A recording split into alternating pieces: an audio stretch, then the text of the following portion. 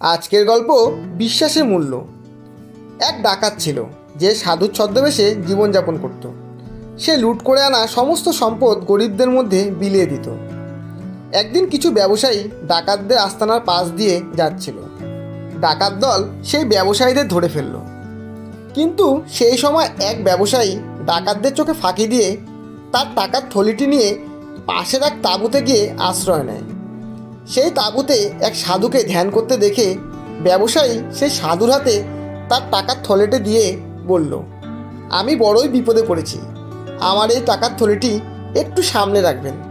সাধু হেসে বলল, তুমি নিশ্চিন্তে থাকো। এরপর ডাকাতেরা চলে যাওয়ার পর ব্যবসায়ী যখন তার টাকার থলিটি ফেরত চাইতে এলো, তখন সে যা দেখলো তাতে সে হতবাক হয়ে গেল। সে দেখলো সেই সাধু আসলে ওই ডাকাত দলেরই সর্দার এবং সে লুট করা টাকা অন্যদের মধ্যে ভাগ করে দিচ্ছে।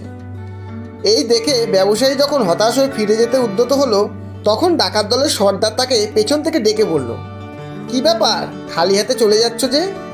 তোমার টাকার থলিটি ফেরত নেবে না? ডাকাত দলের সর্দারের কথা শুনে ব্যবসায়ী তো অবাক। এরপর ডাকাত দলের সর্দার ব্যবসায়ীর হাতে তার টাকার থলিটি দিয়ে বলল, তুমি যে টাকা আমার কাছে রাখতে দিয়েছিলে তার একটুও নড়চড় হয়নি। যেমন রাখতে দিয়েছিলে ঠিক তেমনই আছে। নিজের টাকা অক্ষত দেখে ব্যবসায়ী খুব খুশি হলো এবং ডাকাত দলের সর্দারকে কৃতজ্ঞতা জানিয়ে তাঁবু থেকে বেরিয়ে গেল।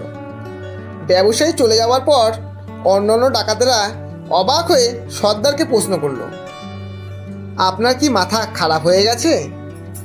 আপনার হাতে আসা টাকা আপনি ফেরত দিলেন কেন?